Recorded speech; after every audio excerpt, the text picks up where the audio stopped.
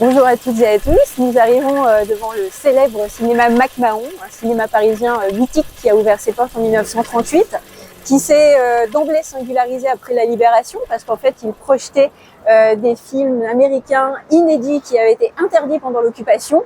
Et puis un cinéma dont on se souvient aussi dès les années 50 parce qu'il y a eu bon nombre de cinéphiles qu'on appelait les McMahoniens, au premier rang desquels Tavernier et Richian, bien évidemment. Et puis peut-être préciser avant d'entrer que c'est aussi le cinéma dans lequel des séquences d'À bout de souffle de Jean-Luc Godard ont été tournées. Alors on est très très heureux pour cette nouvelle controverse cinématographique de tourner dans ce lieu mythique. Nous remercions chaleureusement Bruno Vincent qui est responsable de la programmation et qui nous accueille avec beaucoup de chaleur. Et aujourd'hui nous avons la chance de recevoir Laurent Verret.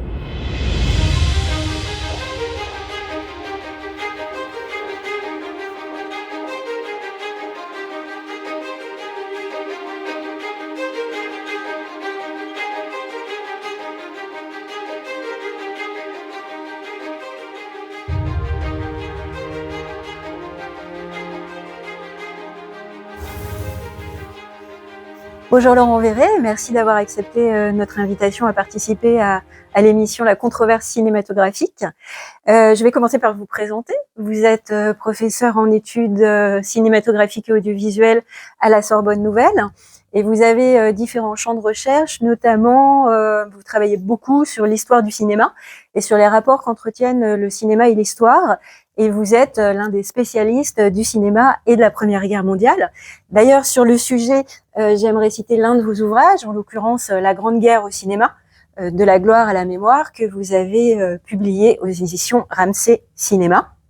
Mais vous avez d'autres cordes à votre arc et notamment beaucoup de publications sur le sujet qui va nous intéresser aujourd'hui, en l'occurrence la conservation, la restauration des images animées et également les usages que l'on fait des archives films.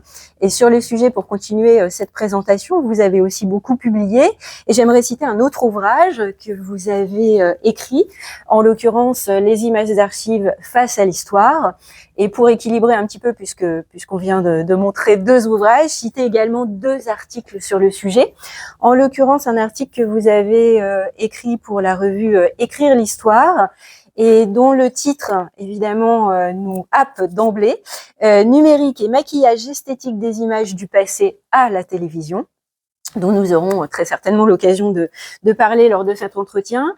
Et puis peut-être un second article que vous avez écrit avec Béatrice Depastre, qui est directrice des collections du CNC à Bois d'Arcy. Et cet article a un titre on ne peut plus explicite, qui pose une question, faut-il manipuler les images du passé pour les transmettre? Je crois aussi, pour continuer cette présentation, que vous avez participé tout récemment à une table ronde organisée par les Rendez-vous de l'Histoire de Blois et par l'INA sur l'intelligence artificielle, et c'est sur les usages numériques des deepfakes. Et puis pour continuer cette présentation, mais là je vais avoir besoin de quelques fiches, vous avez dirigé la Cinémathèque universitaire pendant 6 ans. Vous avez été pendant 10 ans le directeur artistique du Festival du film de Compiègne, et le Festival du film de Compiègne avait pour thème le cinéma, témoin de l'histoire européenne du XXe siècle. Vous avez été membre pendant 8 ans de la Commission du patrimoine cinématographique de la Direction générale du CNC, et puis depuis 15 ans, vous êtes membre du conseil du Conservatoire des techniques cinématographiques à la Cinémathèque française. Et pour terminer, quand même, je suis obligée de citer 4 films pour lesquels vous avez participé à la restauration. En l'occurrence, 2 films d'Abel Gans, J'accuse pour le CNC et La fin du monde pour Gaumont. À ces 2 films, il faut ajouter également la restauration de L'Argent de Marcel L'Herbier pour Carlotta Film et Loin du Vietnam pour le CNC, un film collectif qui a été coordonné par Chris Marker. Est-ce que vous voulez ajouter quelque chose à cette présentation? Non, mais elle m'a paru très complète. Alors avant de dérouler le chemin de fer de l'émission La Controverse cinématographique, que vous connaissez sans doute d'ailleurs, qui va contenir plusieurs séquences. Il y a une première séquence qui s'appelle La vérité dans le bocal, et vous allez devoir piocher une dizaine de mots dans un bocal et réagir.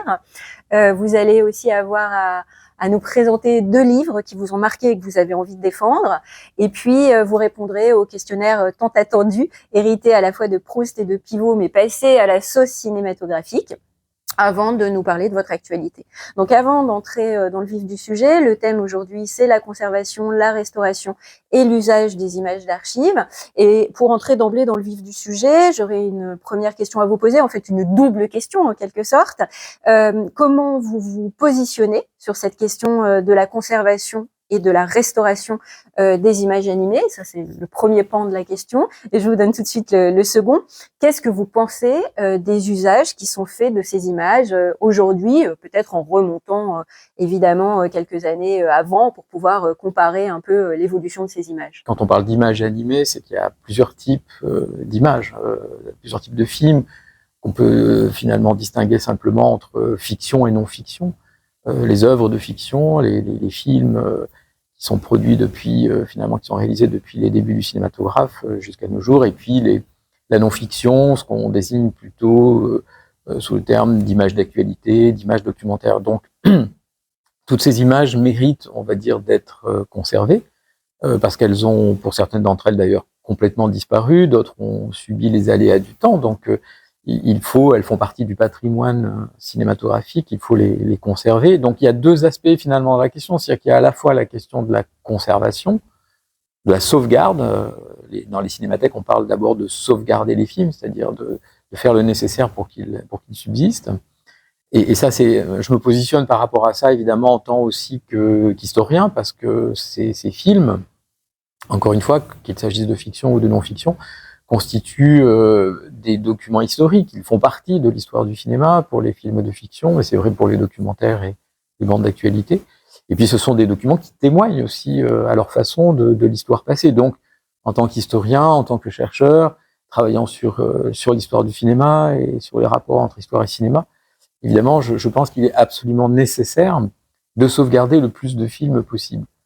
Après, la deuxième partie de la question concerne la restauration. Une fois qu'on les a sauvegardés, qu'on les conserve, évidemment, on a envie de les montrer aux générations futures et même aux contemporains qui n'ont pas connu la diffusion de tel ou tel film. On a envie de les montrer dans de bonnes conditions, dans des conditions, on va dire, proches de celles de l'origine. Donc, les films ayant subi, comme je le disais tout à l'heure, les aléas du temps, même s'ils sont sauvegardés, parfois ils sont sauvegardés dans des copies qui ne sont pas très bonnes. Donc, ça nécessite de les reconstruire parfois, d'en améliorer la qualité, de les rendre plus facilement, évidemment, projetables avec les moyens technologiques actuels. D'où le travail de restauration, qui est bien souvent, enfin en tous les cas historiquement, qui a d'abord été assuré par les cinémathèques. Il est conservé. Maintenant, il y a d'autres organismes, d'autres instances. Comment ça se passe justement ce processus de conservation et de restauration? Si par exemple on veut qu'un film soit conservé et restauré correctement, quelles sont les possibilités qui s'offrent à nous? Alors la conservation, donc les cinémathèques nationales, régionales, etc., possèdent des collections de films. Il y a des collections publiques, on va dire. Il y a des ayants droit aussi qui déposent leurs films dans le matériel, les pellicules en l'occurrence, puisque sur la période ancienne, il faut le rappeler, aujourd'hui on vit dans ce qu'on appelle un peu l'ère numérique depuis le début des années 2000, mais pendant très longtemps, en tous les cas jusqu'au seuil des années 2000, les films étaient enregistrés sur des supports pelliculaires. C'était l'argentique, comme on disait. Donc ce matériel, évidemment, la matérialité, la texture, la chimie de ces pellicules a beaucoup changé au fil du temps et elles se conservent plus ou moins facilement. Sur les périodes très anciennes, avec le nitrate de cellulose qui présente en plus des risques, qui est très dangereux, qui peut s'enflammer, qui peut exploser. Enfin, il y a une dangerosité à conserver ce matériel-là. On estime qu'à peu près, on peut garder ces pellicules 110, 120 ans à peu près, si elles sont bien conservées dans des conditions de température, etc., optimales. Mais au bout d'un certain temps, il faut changer de support. Donc pendant longtemps, on a changé de support en copiant, en dupliquant des négatifs ou des positifs sur d'autres supports argentiques. en acétate de cellulose. Enfin, on pourrait donner tout un tas de détails techniques, mais c'est peut-être pas utile. Mais en tous les cas, pour qu'on comprenne bien, on change à ce moment-là de support pour pouvoir conserver la pellicule, le film, plus longtemps. Et souvent, en fonction de l'état de la copie d'origine, qu'il s'agisse d'un négatif ou d'un positif, on est plus ou moins obligé d'intervenir. Et donc, c'est le travail de restauration qui consiste au départ, les restaurations les plus simples, quand on changeait justement, quand on réparait un film, c'était parfois de réparer les collures, de réparer les perforations qui pouvaient être endommagées à force de passer le film dans les projecteurs, etc. Les rayures aussi.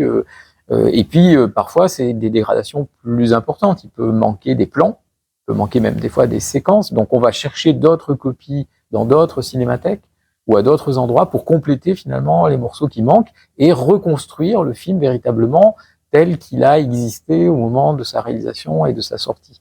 Donc c'est tout ce travail, qui évidemment est très long parfois, très coûteux aussi, qu'on appelle restauration d'un film.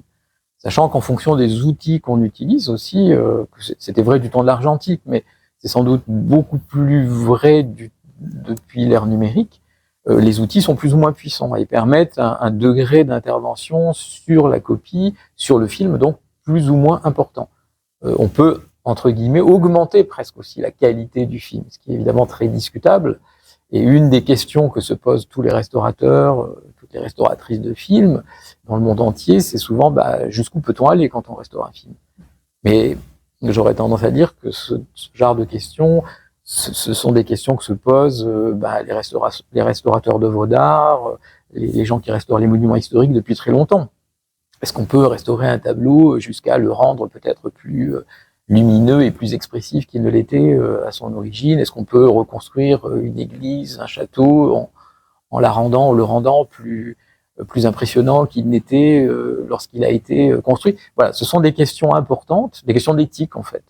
Je pense que quand on restaure un film, on se pose des questions d'éthique. Vous avez participé à la restauration de 4 films. Est-ce que vous auriez un exemple à nous citer d'un moment où justement cette question éthique est apparue de manière très très flagrante? Dans le cadre des restaurations auxquelles j'ai participé, il y a eu 1 ou 2 moments où effectivement on se demandait, quand il y a des changements par exemple de support, que les copies ont une nature très différente.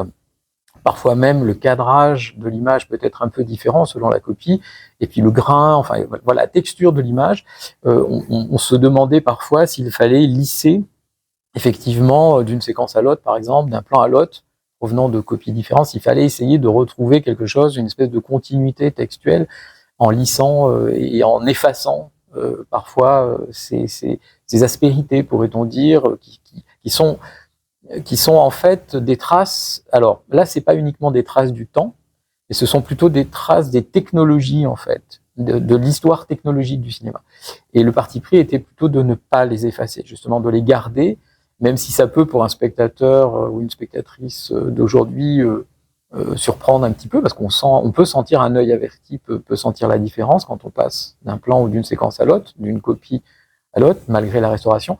Le parti pris était plutôt de garder autant que faire se peut ces traces de changement justement de matériel et donc de technologie aussi, parce que ça fait partie de l'histoire du cinéma, et que d'une certaine façon, le film, quel qu'il soit, quelle que soit évidemment son histoire, eh bien il a une histoire.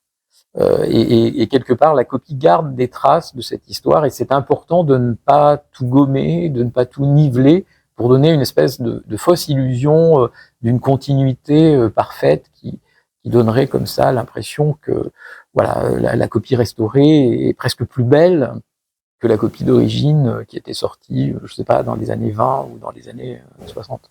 Alors maintenant qu'on a abordé cette question de la conservation et de la restauration, qu'est-ce que vous pensez, la question est vaste, certes, mais des usages qui sont faits de ces images aujourd'hui? J'imagine que là aussi vous allez distinguer la fiction et la non-fiction. Oui, donc évidemment, une fois qu'on a restauré des films, il faut se poser la question de leurs usages.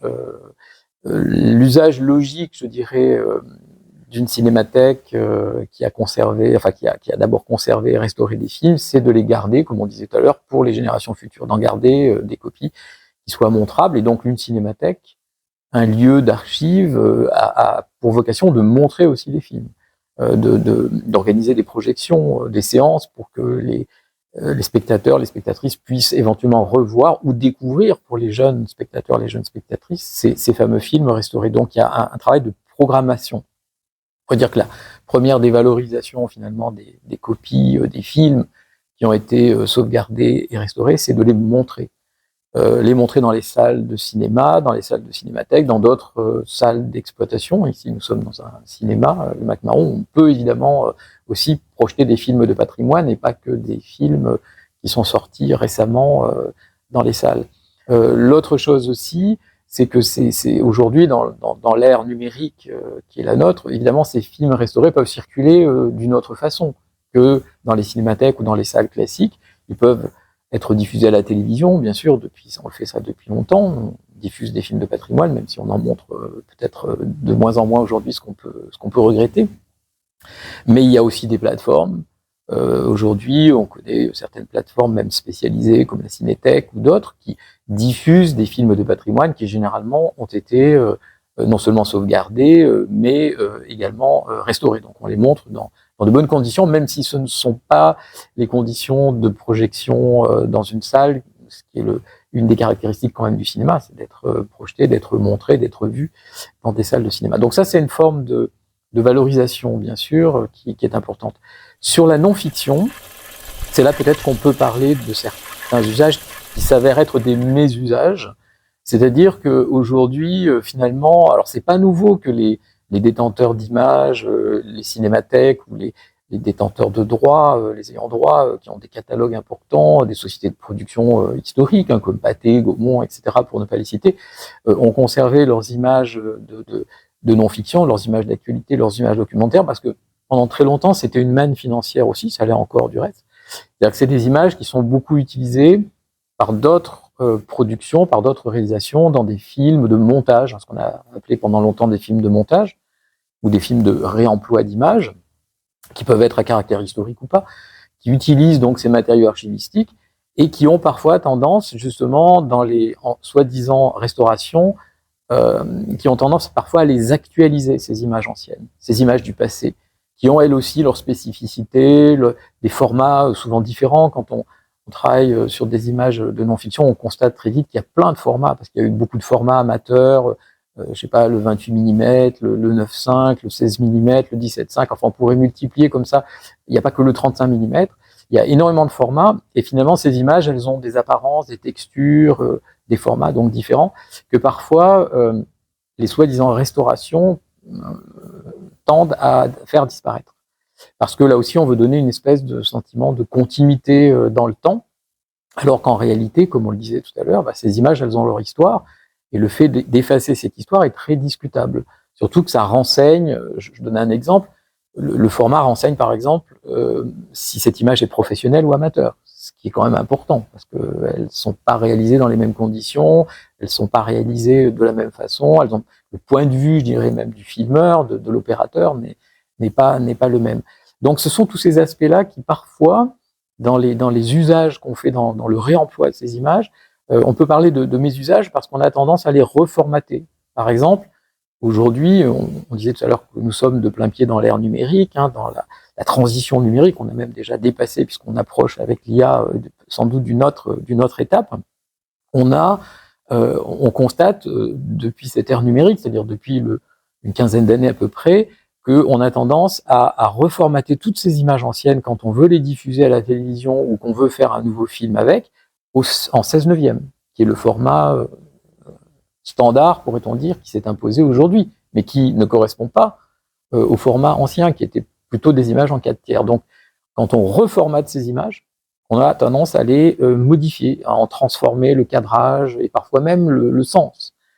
Un autre exemple d'une soi-disant restauration, parce que c'est souvent présenté comme ça, on restaure les images anciennes, ce qui est quand même pas tout à fait le cas, c'est la colorisation. On a tendance aussi aujourd'hui à partir du principe qu'à la télévision ou à d'autres endroits, le public ne supporterait plus les images en noir et blanc et qu'il faudrait par conséquent les coloriser pour les rendre plus proches des images que nous connaissons, que nous avons l'habitude de regarder. Donc, reformatage, colorisation, standardisation, nivellement, voilà, toutes ces interventions qui sont facilitées par les outils numériques et qu'on présente souvent dans les discours de marketing, comme des opérations de restauration, sont en réalité des interventions très discutables, me semble-t-il, et qui voilà, présentent, c'est l'historien qui parle, l'inconvénient de donner cette fausse illusion d'une espèce de continuité dans l'histoire du cinéma, dans l'histoire des technologies cinématographiques, dans l'histoire des images.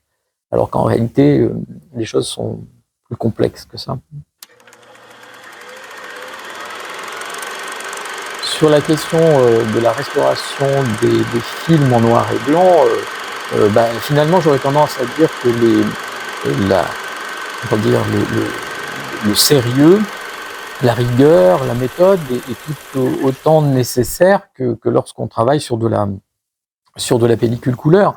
Sur les périodes anciennes, on le sait bien, à l'époque du muet, en réalité, il y avait plusieurs types de noir et blanc. Il pouvait y avoir différentes teintes. Parfois, la pellicule était même très souvent teintée, virée.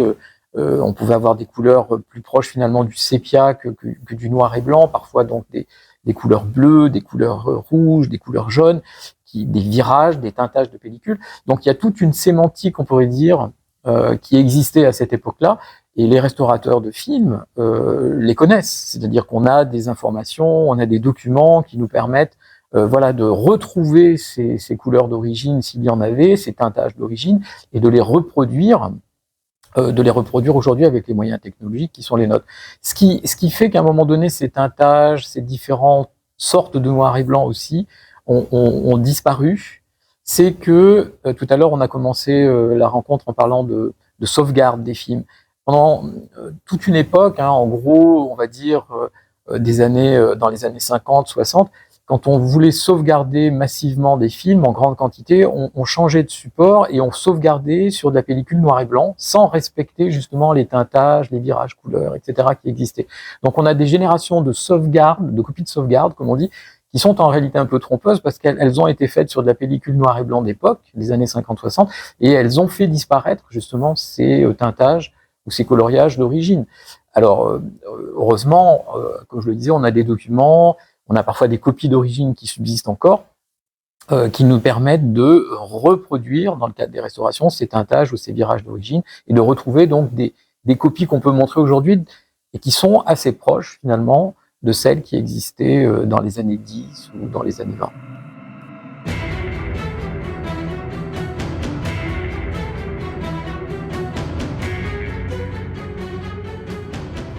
Laurent Verret, nous allons désormais passer à La vérité sort du bocal, la première séquence de l'émission La controverse cinématographique. Alors, vous avez dans ce magnifique bocal à poisson rouge une dizaine, 10 mots exactement. Ça peut être aussi parfois de courtes questions ou de courtes phrases. Et après avoir touillé ces petits papiers, on va vous demander de les prendre les uns après les autres et de réagir. Sachant qu'il y a des termes qui peuvent être polysémiques, donc l'acception que vous donnerez aux termes que vous avez piochés nous renseignera également. Donc c'est à vous. Très bien. Je touille et je prends un petit papier. Alors, je n'ai pas mes lunettes, mais je vais quand même y arriver. Étalonnage. Alors, l'étalonnage, oui, c'est une étape déterminante. Enfin, c'était une étape déterminante au moment de l'argentique, mais ça l'est encore du reste aujourd'hui dans la sphère numérique. C'est, pourrait-on dire, une étape en post-production, comme on dit, qui permet de retravailler les images qui ont été enregistrées, qui ont été filmées, de travailler si on parle de noir et blanc, sur les contrastes, sur les différences de noir, de gris, de blanc, etc. Donc c'est toute une opération finalement très très importante, l'étalonnage, qui consiste à redonner de la matière et à retravailler finalement les nuances, les contrastes, les luminosités, les couleurs, évidemment si nous sommes en couleur. Donc c'est un terme qui est fondamental, je dirais que tous les chefs opérateurs, évidemment, et tous les monteurs connaissent par cœur, et les réalisateurs et réalisatrices aussi, mais qui, dans le cadre de la restauration des films qui nous occupe, est également essentiel, hein, cette étape est également essentielle, puisque quand une copie a été sauvegardée ou a fortiori restaurée, évidemment, elle passe à un moment donné en laboratoire, hein, entre les mains de l'étalonneur ou de l'étalonneuse qui va faire l'opération que je viens de décrire. Je vais retirer le deuxième petit papier. Que restaure-t-on? Alors oui, c'est une question qu'on a déjà évoquée tout à l'heure dans le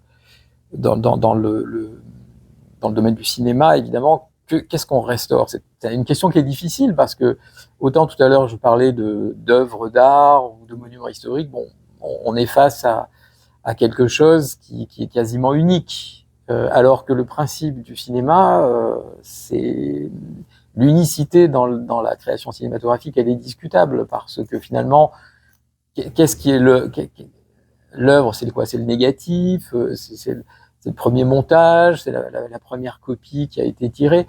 Donc c'est très difficile en fait. Donc quand on restaure, finalement, j'aurais tendance à dire que le restaurateur, la restauratrice restaure ce qu'il reste. Il ou elle va utiliser finalement tout le matériel à disposition. C'est pour ça que sur des films, sur des périodes anciennes où il y a eu des pertes importantes, et bien parfois on va retrouver trois bobines négatifs à un endroit, deux autres bobines du même film en positif dans une autre cinémathèque. Et donc le restaurateur va récupérer tous ces éléments et il va reconstruire en quelque sorte à partir de ces éléments disparates, de qualité et de provenance variées, il va reconstruire une copie. D'usant de l'argentique, on refaisait évidemment un négatif parce que c'est le plus important, le négatif, dans le sens où c'est lui qui va permettre de retirer de nouvelles copies. Donc, on refait toujours un négatif.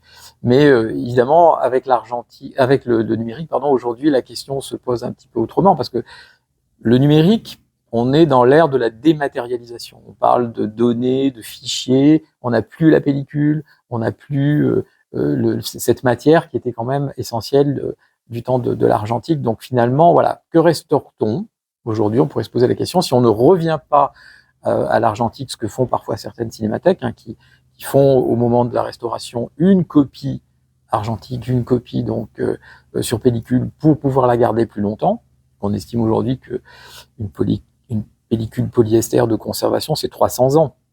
On est sûr de la garder pendant 300 ans. Tandis qu'un fichier numérique, peut-être que dans 20 ans, dans 30 ans, il n'existera plus, il aura disparu. Donc, c'est quand même un risque, finalement. Une restauration, on l'a pas dit, mais c'est aussi beaucoup d'argent. C'est beaucoup de temps, c'est beaucoup d'argent. C'est une opération très coûteuse, complexe. Vous pouvez nous donner une idée, par exemple? C'est difficile de donner des chiffres. Si je peux en donner un, parce que c'est un peu, on va dire, la méga restauration dont on commence à parler, dont on va beaucoup parler parce qu'elle va bientôt être présentée, celle du Napoléon d'Abel Gans, hein, par la Cinémathèque française, dont on a pu voir quelques images très récemment à la Cinémathèque française. Les chiffres qui ont été annoncés lors de cette présentation, c'est 4 millions d'euros quand même, pour restaurer. Alors certes, peut-être c'est pour ça que je disais que c'est un peu le méga exemple.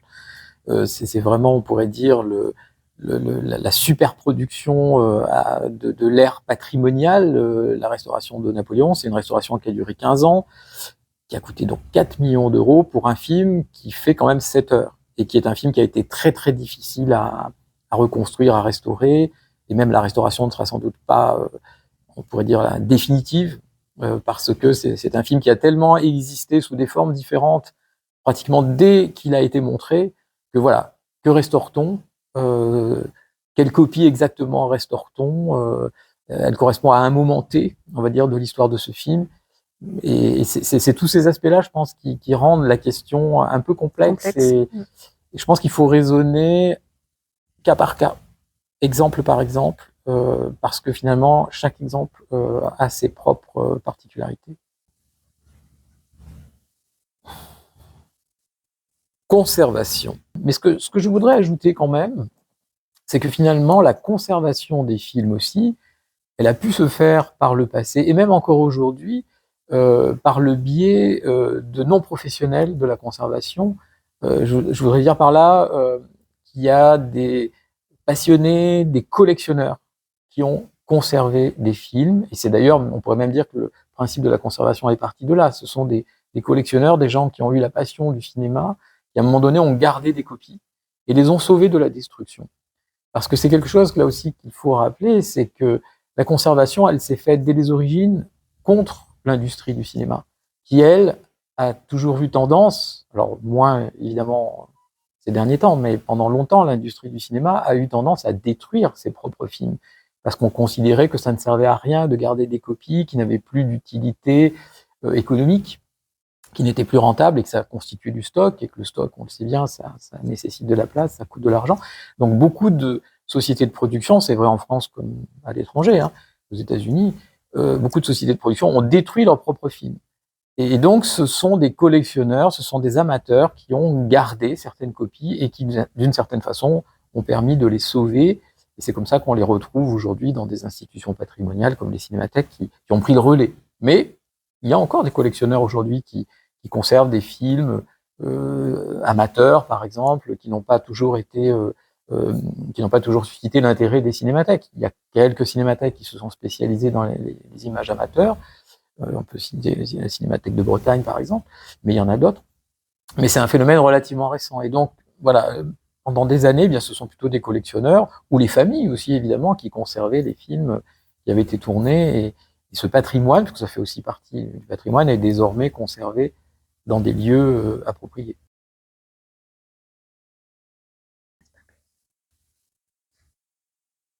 Laboratoire. Alors, bon, les laboratoires, nous en avons déjà parlé. Évidemment que dans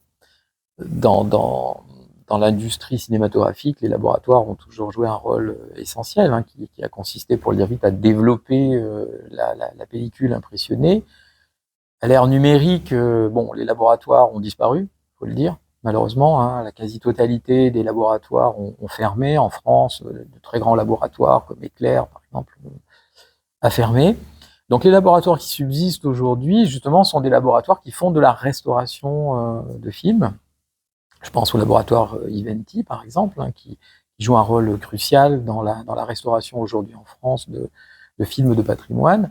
Donc ce laboratoire a gardé un savoir-faire, hein, qui est celui qui est très important, évidemment, à garder le savoir-faire des techniques chimiques pour pouvoir faire des restaurations classiques, traditionnelles, argentiques, et garder justement cette qualité dont on a déjà parlé, qui est spécifique à la pellicule. Ceci dit, un laboratoire comme Eventi ou d'autres laboratoires plus modernes, on va dire en tous les cas, qui ont fait le choix du numérique, se sont aussi spécialisés dans des technologies de restauration, et on les appelle encore laboratoires. En réalité, bon, ils font plus de chimie, mais ils utilisent des outils informatiques pour restaurer les films.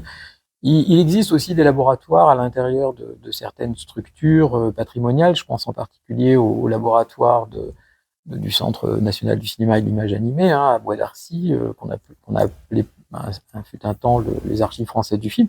Donc il y a un laboratoire qui existe à l'intérieur de cette structure et qui permet des opérations encore assez proches de celles que l'on faisait il y a quelques dizaines d'années dans les laboratoires classiques, mais ils n'ont pas la productivité, évidemment, que pouvait avoir un laboratoire professionnel comme Éclair qu'on a cité.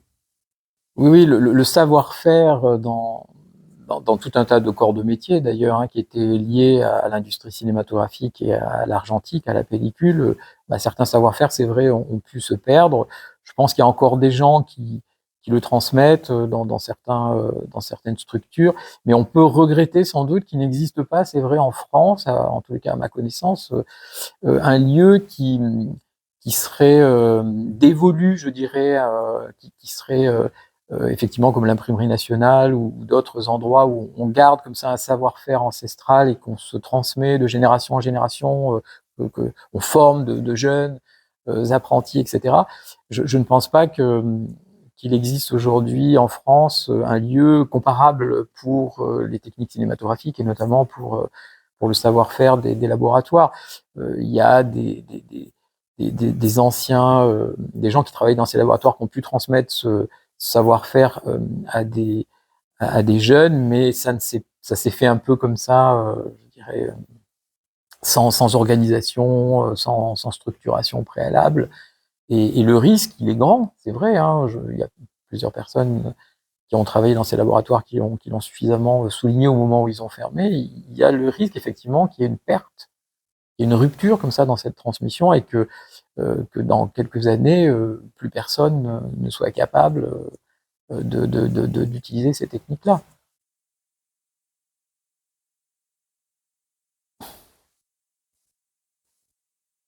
Noir et blanc. Alors oui, la question du noir et blanc, évidemment, elle est essentielle et elle touche un peu les deux aspects qu'on a évoqués, c'est-à-dire fiction, non-fiction.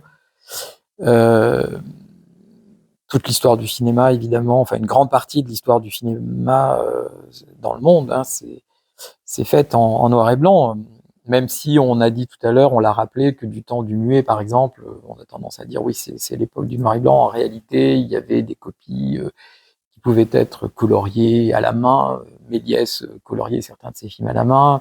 Pathé et Gaumont ont inventé dans les années 10 des techniques de coloriage automatique d'une partie de la pellicule. On pouvait colorier les décors, les costumes. Et puis, on l'a rappelé, finalement, beaucoup de copies qui étaient soi-disant noir et blanc étaient aussi parfois, avaient, au moins certaines séquences, avaient des virages, des teintages de la pellicule.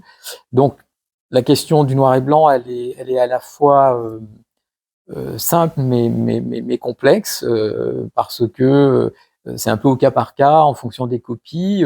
Pour un même film, par exemple, je reprends l'exemple de Méliès, Méliès, pour un même film, il faisait systématiquement une copie en noir et blanc qui vendait moins cher, parce qu'il n'avait pas d'intervention particulière à faire une fois qu'elle était développée, et des copies qu'il colorisait lui-même à la main, donc c'était un travail vraiment fastidieux, très long, qui vendait beaucoup plus cher. Donc il y avait voilà, deux copies, pourrait-on dire, une couleur et une noir et blanc pour le même film. Donc la question du noir et blanc, elle est évidemment, il faut la prendre en considération, encore une fois au cas par cas, de quel film, de quelle copie parle-t-on. Il y a tout un travail à faire évidemment au niveau de la restauration qui est particulier, l'étape de l'étalonnage, etc., qu'on a évoqué. Évidemment, on n'étalonne pas un film en noir et blanc comme on étalonne un film en couleur. Après, dans le domaine des images dites d'archives, dans la non-fiction, c'est vrai que la question du noir et blanc, aujourd'hui, elle devient problématique. Autant dans la fiction, on restaure les films en noir et blanc et on restaure les films en couleur avec des techniques qui sont très différentes parce que on n'a pas le temps d'en parler, mais c'est vrai qu'il y a dans le domaine de la couleur, il y a des différences de technologie. Une pellicule en Technicolor, par exemple, ça se restaure pas de la même façon qu'une pellicule qui a été faite avec des couleurs, on va dire, normales. Donc chaque procédé nécessite des restaurations différentes. Mais dans le domaine de la non-fiction, le noir et blanc est devenu presque un peu tabou aujourd'hui. Hein. On l'a déjà évoqué, la télévision ne supporte plus le noir et blanc, soi-disant, pas très bien sur quelle étude les gens qui disent ça se fondent, mais on dit très souvent, l'argument c'est de dire oui, les gens ne supportent plus le noir et blanc à la télévision, ils zappent. Donc surtout en prime time, comme on dit, etc. Donc la tendance aujourd'hui à la télévision, c'est d'évacuer le noir et blanc, de ne plus le montrer. On montre moins de films en noir et blanc anciens, même s'ils ont été restaurés. Il y a quelques chaînes qui continuent de le faire, comme Arte, mais même sur le service public, on peut le regretter. Il y a quand même de moins en moins de films en noir et blanc, ou alors vraiment des classiques qui sont un peu devenus des films cultes. Colorisation. Alors, justement, colorisation, c'est une des manipulations dont nous avons parlé. Alors, des colorisations, il y en a eu, nous l'avons déjà signalé, il y en a eu par le passé dans l'histoire du cinéma, même à l'époque du muet, il y avait certaines pellicules qui pouvaient être colorisées par des procédés soit manuels ou semi-automatiques, mais bon, ça faisait partie, on va dire, de l'histoire du film à un moment donné que d'être colorisé par le producteur, par son réalisateur. Mais aujourd'hui, quand on parle de colorisation, on parle plutôt de colorisation d'images qui à l'origine étaient en noir et blanc. Je voudrais rappeler, parce que quand on parle de la colorisation aujourd'hui, on a tendance à ne parler que des images de non-fiction, des images d'actualité ou des images documentaires. Et je voudrais rappeler quand même qu'il y a eu un scandale à la fin des années 80 qu'on a un peu oublié aujourd'hui. Pour être précis, c'était en 1987. Le patron américain de CNN, Ted Turner, hein, qui détenait à la fin des années 80 les plus gros catalogues de films au monde. Il avait récupéré tous les catalogues de la Warner, de la Metro-Goldwyn-Mayer, de RKO, enfin de tous les grands studios hollywoodiens. Eh bien, faut se rappeler quand même que Ted Turner, pour les diffuser sur CNN ou sur d'autres chaînes américaines, colorisait ses films sans aucune autorisation des réalisateurs, des ayants droit, mais il partait du principe que c'était lui qui avait tous les droits puisqu'il avait racheté les catalogues, et donc il a colorisé automatiquement, comme ça, par des processus automatiques, tout un tas de films de fiction, parce qu'il disait à l'époque, l'argument aussi incroyable, c'était de dire que, eh bien, il ne fallait pas priver le public de la fin des années 80 des technologies modernes qui permettaient finalement de voir les films dans de meilleures conditions. Donc, on colorisait automatiquement les films. Et ça a suscité beaucoup de contestations. Et il y a un cas qui a vraiment suscité une levée de bouclier qui a fait que il a été obligé d'arrêter et de reculer. C'est qu'il avait quand même commencé à coloriser Citizen Kane le chef-d'œuvre d'Orson Welles. Et que là, il y a eu aux États-Unis, je me souviens très bien, pour avoir lu des articles là-dessus, des pétitions. Woody Allen était monté au créneau avec d'autres cinéastes américains et ils ont fait reculer Ted Turner. Mais voilà, les outils déjà numériques de cette époque-là permettaient des colorisations automatiques et il avait envisagé de coloriser quasiment tous les films noir et blanc des studios hollywoodiens. Fort heureusement, on a reculé sur ce plan-là, même s'il y a quand même quelques exemples. Hein. En France, je rappellerai par exemple qu'un des films qui faisait les meilleurs scores à la télévision, en l'occurrence La Vache et le Prisonnier avec Fernandel, a été colorisé parce que on estimait à un moment donné que pour continuer de le montrer à la télévision, parce qu'on était sûr qu'il faisait des bonnes audiences, il fallait le montrer en couleur et donc on l'avait colorisé. Et il y a eu d'autres exemples en France. Mais j'aurais tendance à dire qu'on a quand même, heureusement, reculé sur ce terrain-là et aujourd'hui, c'est quasiment plus possible de coloriser un film de fiction sans l'autorisation de son réalisateur ou de sa réalisatrice. En revanche, la colorisation est très développée malheureusement depuis, on va dire maintenant, une quinzaine d'années sur les chaînes de télévision et pas que sur les chaînes privées comme TF1, mais aussi, malheureusement, je pense, sur les chaînes de service public où on partait du principe il y a une quinzaine d'années qu'il n'était plus possible en prime time de montrer un documentaire utilisant des images anciennes, des images d'archives, sans qu'elles soient colorisées. Parce que le public zappait. Donc, beaucoup de documentaires utilisant des images d'actualité anciennes ont utilisé le principe de la colorisation. Et comme je l'ai déjà dit, c'est très discutable. Parfois, ça peut, s'il y a des raisons vraiment esthétiques, des raisons vraiment de sens, une signification particulière à un moment donné, je pense que ça peut être intéressant d'utiliser le procédé, mais s'il est systématisé, ce qui est quand même le cas, ça n'a plus aucun intérêt et c'est même dangereux, parce que ça, comme je l'ai déjà expliqué, ça tend à donner cette fausse illusion d'une espèce de continuité entre hier et aujourd'hui, comme si toutes les images qui avaient été tournées depuis que le cinématographe existe étaient comparables à celles qu'on est capable de produire, de réaliser aujourd'hui. Couleur. On en a déjà parlé. Alors, dans le cadre de la restauration, oui, la restauration des films couleurs, elle est très complexe aussi. Hein. Il y a tellement eu de procédés, ça nous ramène toujours à ces questions de technologie qui sont essentielles. L'histoire des techniques en cinéma, c'est quelque chose de très important. Dans l'histoire du cinéma, il y a eu plein de procédés couleurs, y compris des procédés très anciens que j'ai déjà cités, la colorisation manuelle par Méliès, ou les coloriages automatiques inventés par les sociétés, le Pathé Color, le Gaumont Color, etc. Donc il y a eu dès les premiers temps finalement des procédés couleurs anciens avec des produits particuliers qui étaient utilisés, et puis les premières pellicules couleurs aussi. À toutes les époques, d'ailleurs, les pellicules couleurs ont été différentes selon les pays. On sait bien que la pellicule Kodak n'était pas la même que la pellicule Agfa allemande, et même dans les pellicules américaine. Je citais tout à l'heure le Technicolor. Bon, voilà, ce sont des procédés très très complexes qui, à l'époque, nécessitaient des savoir-faire technologiques sophistiqués. Et aujourd'hui, quand on est confronté à la restauration de ces films, évidemment, on ne peut pas les restaurer exactement de la même façon les uns et les autres. Et les restaurateurs, les restauratrices sont obligés de beaucoup se documenter, d'inventer aussi. Les restaurateurs, finalement, inventent des dispositifs de restauration spécifiques en fonction des objets sur lesquels ils travaillent.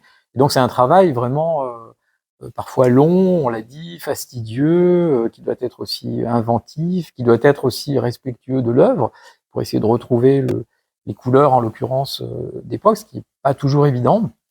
Si on n'a pas d'exemple, alors on peut avoir parfois des photogrammes, des éléments qui nous permettent d'avoir des points de repère, enfin qui permettent d'avoir des points de repère et de retrouver, en tous les cas, d'essayer de retrouver ces couleurs d'origine. Bref, la question de la couleur en restauration, mais là aussi on pourrait faire des comparaisons avec d'autres domaines dans l'histoire de l'art. Les gens qui restaurent des tableaux le savent bien, pour retrouver les pigments, pour retrouver des couleurs d'origine, c'est très difficile parfois parce que ces pigments, ils ont changé au fil du temps et que les couleurs d'une palette au XVIe siècle sont pas tout à fait les mêmes qu'une palette de Picasso.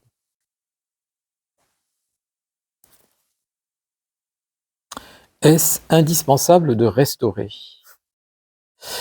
Oui, tout à l'heure, dans une des réponses, je disais jusqu'où peut-on aller dans la restauration? C'est une question effectivement que les restaurateurs se posent, mais une autre question fondamentale, c'est effectivement que doit-on restaurer? Est-il indispensable de tout restaurer?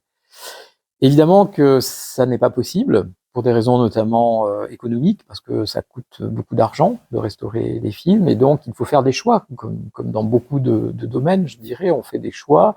Il y a parfois des priorités, ce qui est souvent décidé dans des commissions patrimoniales. Bon, ce qui se faisait quand je siégeais dans la commission du patrimoine du CNC ou dans la commission d'aide à la numérisation des films, c'est que évidemment les membres du comité alors examinent les propositions qui sont faites, les gens qui apportent des propositions de restauration, les ayants droit, les cinémathèques, etc., qui apportent des propositions de restauration de films. Donc on les examine ces propositions et les priorités, elles se font. Bon, alors déjà il y a des raisons juridiques aussi. Évidemment, il faut que les gens qui proposent cette restauration aient vraiment les droits sur les films. Il faut qu'on évalue aussi le degré de pertinence de ce choix au regard de l'histoire du cinéma. Est-ce que c'est un film important, qu'on estime important, ou est-ce que c'est un film très secondaire qui ne mérite peut-être pas d'être restauré, en tous les cas qui n'a pas besoin d'être priorisé à ce moment-là. Donc voilà, il y a tout un tas de paramètres qui sont pris en considération. Et puis il y a aussi un autre paramètre, hormis la qualité, on va dire, du film au regard de l'histoire du cinéma, la question des droits, c'est aussi la question, les commissions d'aide qui donnaient en tous les cas de l'argent public à un moment donné pour aider à la restauration de certains films, étaient très sensibles à la politique de valorisation aussi. Que fait-on, que fera-t-on de ce film lorsqu'il sera restauré? Donc il fallait, expliquer que ce film serait montré, qu'on organiserait évidemment des événements qui pourraient être peut-être diffusés dans le cadre de festivals, qui pourraient être présentés sur d'autres supports aussi, édition DVD, avec de beaux coffrets, avec livrets, etc., avec tout un appareil aussi critique et d'accompagnement, ce qui a souvent été le cas dans l'édition DVD de films de patrimoine. Et puis, évidemment, diffusion possible sur des chaînes de télé spécialisées, etc. Voilà, donc c'est tout un ensemble qui doit être pris en considération, un ensemble de paramètres qui doivent être pris en considération, qui peuvent établir, on va dire, ce qu'il est possible de faire ou pas, mais il faut bien reconnaître qu'on ne peut pas tout restaurer.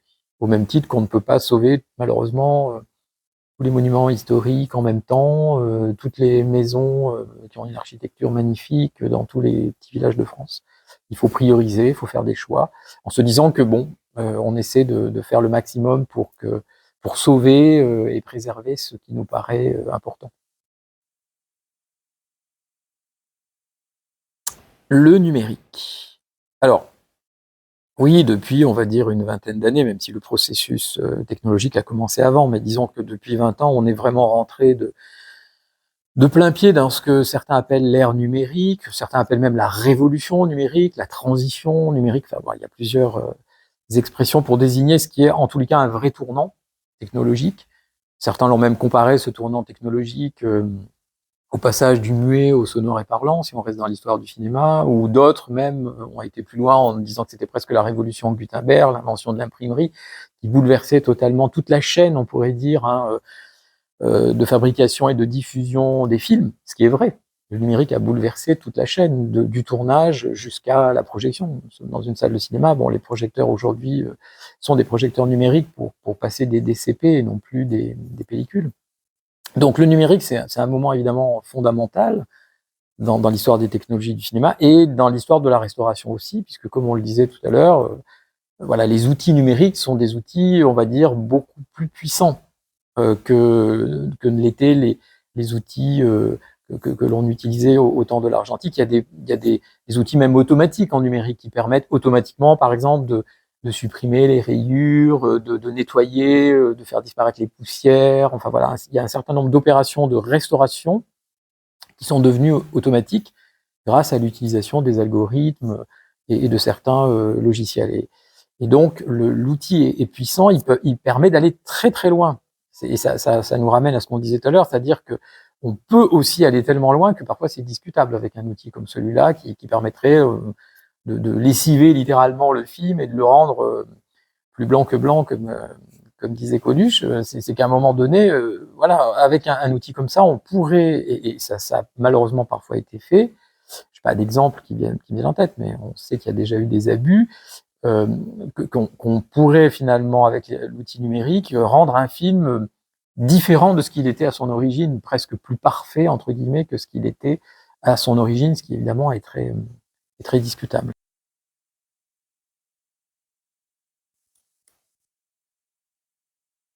Ne pas restaurer. Oui, bah, ça prolonge la question précédente. Oui, effectivement, les cinémathèques, certaines institutions patrimoniales se posent parfois la question de faut-il restaurer, en tous les cas, tout restaurer, non, c'est pas possible.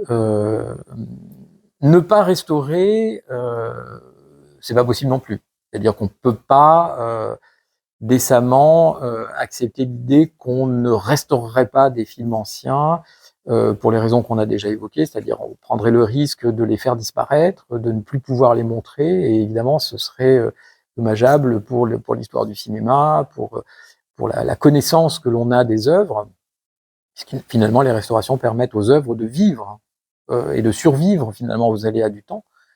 Et donc, ne pas restaurer, ce n'est pas possible. Mais en même temps, c'est fragile. L'économie de la restauration est une économie fragile, on le sait bien, et sans les aides publiques, mais c'est vrai finalement de la production cinématographique aussi, sans les aides publiques, sans les aides du CNC en France, eh bien, on sait bien que malheureusement, une partie de la production n'existerait pas. Eh bien, pour la restauration, c'est la même chose. Sans l'appui des pouvoirs publics, du ministère de la Culture, on n'a pas cité, mais historiquement, il y a quand même un plan qui a été fondamental dans l'histoire des restaurations, de la sauvegarde et des restaurations. C'était ce qu'on appelait le plan nitrate dans les années 80-90, qui avait été initié par Jack Lang et qui s'est terminé très récemment. C'est un financement de très longue durée qui a permis de sauver des milliers et des milliers de films qui auraient pu disparaître et qui n'existeraient plus aujourd'hui si cet argent public n'avait pas été débloqué pour sauver ces fameux films qui étaient sur des supports nitrate de cellulose et dont la pellicule d'origine s'auto-détruisait. C'est-à-dire que même si on les avait conservés, ce qu'on faisait dans de bonnes conditions, le processus de destruction, d'autodestruction était irrémédiable. Et donc, ces films, sans avoir bénéficié de ces aides qui ont permis de les dupliquer, de les transférer sur d'autres supports de conservation et voire même parfois de les restaurer, eh bien, sans ces apports, sans ces aides financières publiques, ces films auraient malheureusement disparu.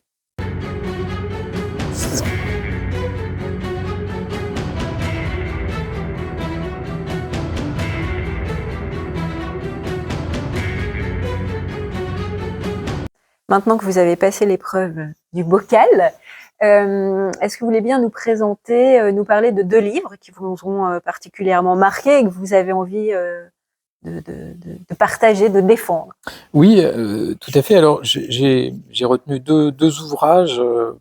L'un est en lien direct finalement avec la thématique de l'émission sur la restauration, les problématiques de conservation des films anciens. C'est un ouvrage qui est sorti il y a déjà quelques mois de Christophe Gauthier et Natacha Laurent sur Raymond Borde, une autre histoire du cinéma, qui est justement un livre consacré au fondateur de la Cinémathèque de Toulouse. Donc on est vraiment voilà, dans une institution patrimoniale, fondation de la Cinémathèque de Toulouse en 1964 par Raymond Borde, Cinémathèque de Toulouse qui, je le rappelle, est une cinémathèque nationale, la deuxième plus importante en France. Donc c'est un ouvrage qui est à la fois une biographie, mais pas seulement quand même, c'est un parcours, voilà, c'est le parcours d'un homme qui a consacré sa vie au cinéma et à la défense justement des films et de leur conservation. Donc un ouvrage que je trouve très intéressant chez Priva. Et puis un petit livre, lui qui est sorti beaucoup plus récemment dans une nouvelle collection qui a été lancée, collection Focus, par l'Association française de recherche en histoire du cinéma. C'est un petit format donc consacré au code Hays, le célèbre code de censure, enfin d'autocensure dans un premier temps et ensuite de censure du cinéma américain. Et c'est un livre très bien documenté qui permet de refaire le point sur ce fameux code de manière très précise qui a été rédigé par Francis Borda et Frédéric Cavé. Voilà, dans cette petite collection dont le format est très intéressant et qui est aussi une collection bien illustrée. Alors 3e séquence maintenant, la séquence souvent la plus attendue, le fameux questionnaire qui est hérité à la fois de Proust et de Pivot et qui est donc passé à la moulinette cinématographique. Alors première question, on vous demandera de répondre de manière assez rapide. Alors la première question, c'est quel est votre film préféré et pourquoi? Mon film préféré, je dirais La Grande Illusion de Jean Renoir. 2 raisons. La raison principale, c'est que c'est un des films que mon père m'a emmené voir quand j'étais enfant et je me souviens très bien de cette séance dans un petit cinéma à Ressé qui s'appelait Le Rio, à Clermont-Ferrand. Et parce que c'est un film de Renoir que j'adore aussi. Moi qui m'intéresse beaucoup à la représentation de la Première Guerre mondiale, c'est sans doute un des grands chefs-d'œuvre du cinéma français sur ce sujet. Autre question, le nanar que vous visionnez en cachette. Je regarde pas trop de nanars en cachette, mais ce que je pourrais dire peut-être, c'est que bon, il m'arrive de regarder encore un peu la télévision et que je tombe des fois sur des nanars. Et il y en a certains que je regarde, alors je les ai vus des dizaines et des dizaines de fois. Je sais pas, je prendrais un épisode des Gendarmes à Saint-Tropez ou je sais pas, un Fantomas d'une belle. Voilà, c'est des films qu'on peut considérer comme des nanars, mais que j'aime bien revoir. Votre comédien favori? Comédien favori, je dirais Patrick Devers, qui est un comédien qui m'a beaucoup marqué quand j'étais adolescent et que, malgré sa carrière écourtée, que je trouve exceptionnelle. Votre comédienne favorite?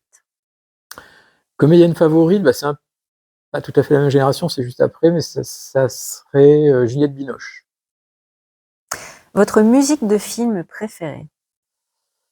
Il y en a plusieurs que j'aime beaucoup, évidemment, les musiques de Bernard Herrmann, pour tous les films d'Hitchcock, mais il y en a une, je pense, que j'ai longtemps écoutée, j'avais même acheté le disque, c'est la musique du Mépris par Georges Delerue. Est-ce qu'on pourrait avoir une petite vocaliste? Non.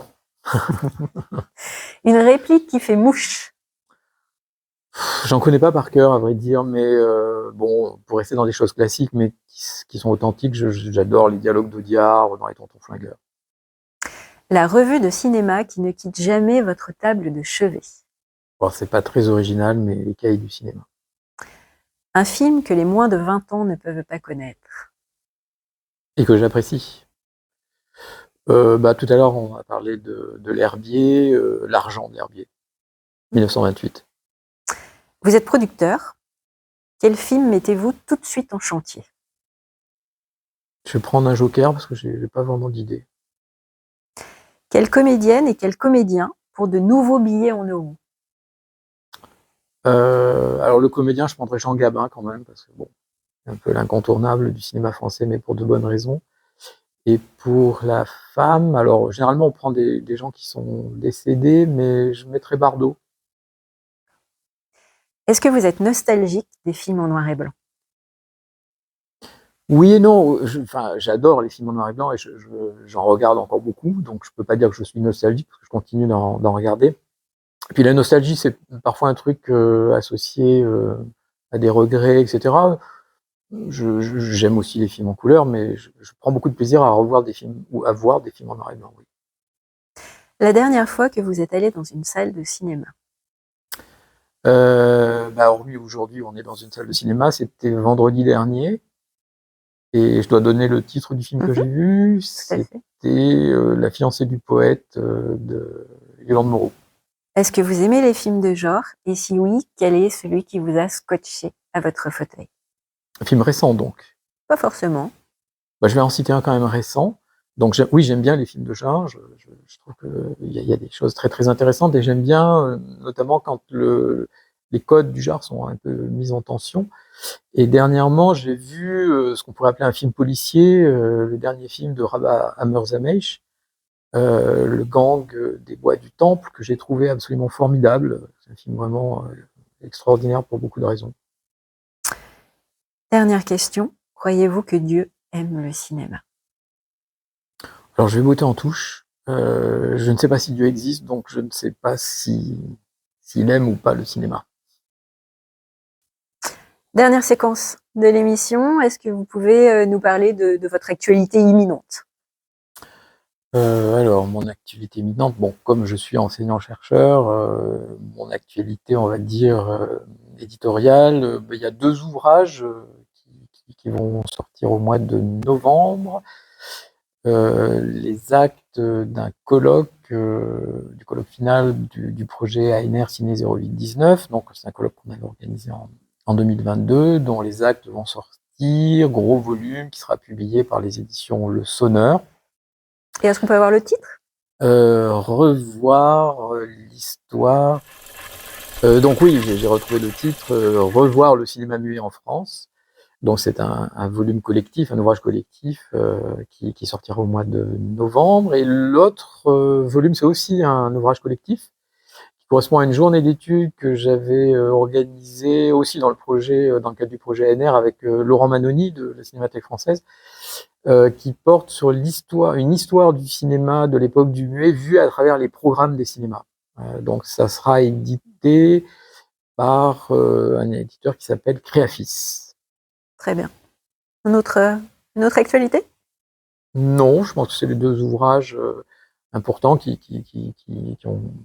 auxquels on a consacré beaucoup de temps et qui sont le fruit d'un travail un peu de longue haleine, voilà, qui vont sortir tous les 2 au mois de novembre et qui feront pour au moins l'un d'entre eux, qui donnera l'occasion d'une présentation dans les anciens locaux de l'université de La Césure. La Césure, voilà, qui accueille entre autres l'éditeur Le Sonneur et dont on aura le plaisir de réinvestir ce lieu, de projeter sans doute un film et de présenter le livre en présence des co-auteurs.